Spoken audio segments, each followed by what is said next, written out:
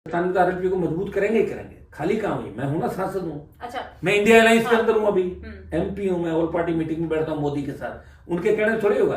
All party meeting में राहुल गांधी मोदी जहां बैठते हैं हनुमान बेनीवाल बैठता है। उनकी औकात क्या जो कह रहे हैं खाली करना, वो तो खुद लोकसभा और विधानसभा के पास बना घूम रहे हैं, उनकी हैसियत थोड़ी है। बोतल खाली नहीं हुई है, आने वाला समय बोतल का है। बोतल ही राजस्थान की राजनीति को बदलेगी और बोतल आने वाले समय के अंदर सरकार में भागीदारी निभाएगी और 28 के अंदर बोतल मजबूती के साथ राजस्थान की सत्ता के अंदर आएगी, सत्ता में कब्जा करेगी। अच्छा, एक आखिरी सवाल है और सवाल ये है कि इस विधानसभा के उपचुनाव में बीजेपी ने 5 सीटें जीती, एक कांग्रेस के हाथ में आई और एक भारत आदिवासी पार्टी के हाथ में आई।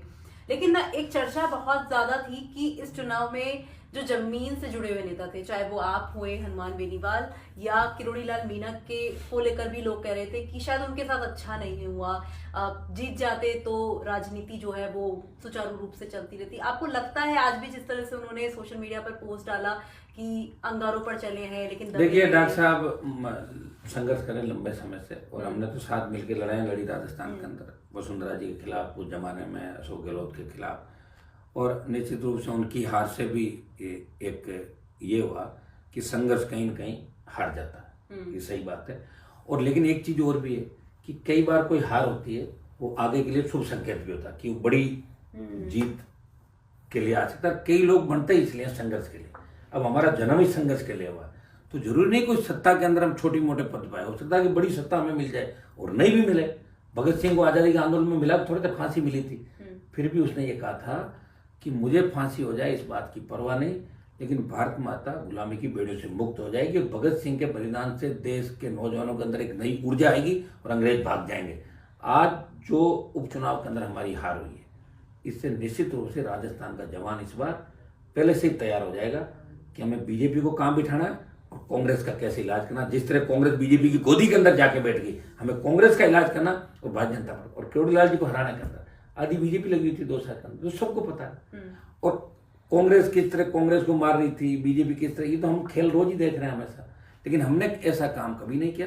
हमने हमारी पार्टी को बचाने के साथ साथ तमाम उन अच्छे लोगों को जो अलग अलग पार्टियों के अंदर बैठे, उनका विरोध हम कभी नहीं करते। लेकिन हमें तकलीफ इस बात की होती है कि जो 18 के अंदर 23 के अंदर हमारे दरवाजे में मदद मांगना है, अगर वो म्याऊं करे हमारे सामने तो वो हमें बर्दाश्त नहीं। और ऐसे लोगों को आप सड़कों में जनता भी जवाब देगी और मैं उनका ऑपरेशन सही समय पर कर दूंगा। ये मेरे पास सब बना हुआ है कि कौन कहाँ भौंक रहा है, कौन कहाँ बक रहा है और उसकी हैसियत क्या है, वो हैसियत भी उनको दिखा। लोग अगर मेरी हैसियत की बात करते हैं तो मैं तो एमपी हूँ भाई। मैं तो 8 से लेकर लगातार 3, 8, 13, 14, 18, 19, 23 लगातार जीत रहा हूँ। मुझे हराने के लिए तो दिल्ली से लेकर राजस्थान की सारी पार्टियां और सारे इलाका में एक जगह हो गए कि हनुमान जी हारनी थी, हार गया मैं। लेकिन मेरा वोट कम तो नहीं हुआ। अगर 79,000 से मेरा वोट 60,000 हो जाता तो मानता कि मेरे वोटों में कुछ कमी हुई है। लेकिन मैं परिवार से बाहर भी लड़ना चाहता था, लोग तैयार नहीं रखे उस के लोगों ने कहा नहीं, घर से लड़ाओ चुनाव। घर से लड़ाई में भाग थोड़ी जाऊंगा, मैं भाग नहीं सकता, मुझे लड़ना है और इस प्रदेश को बचाने के लिए लड़ना। आने वाला समय हमारा होगा।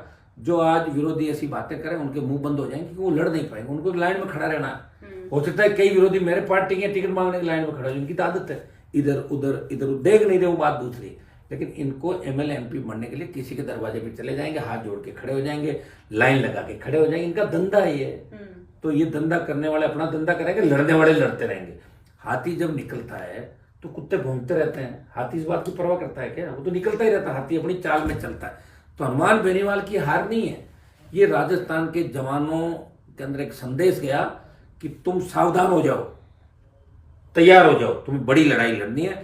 इस तरह लोग एक हो सकते हैं। पहले ध्रुवीकरण होते थे लेकिन आराम से जीत जाता, इस बार वोट एक जगह चले। तो अब हम अगली हमारी जो तैयारी होगी वो ये होगी कि कांग्रेस बीजेपी सारे मिल जाए फिर भी हमें कैसे जीतना, इस हिसाब से स्ट्रेटेजी में हम काम करेंगे राजस्थान के अंदर। बिल्कुल। तो ये थे हनुमान बेनीवाल जिन्होंने ये बताया कि वो लड़े हैं और लड़ते रहेंगे और अपने फ्यूचर प्लान्स के बारे में बताया।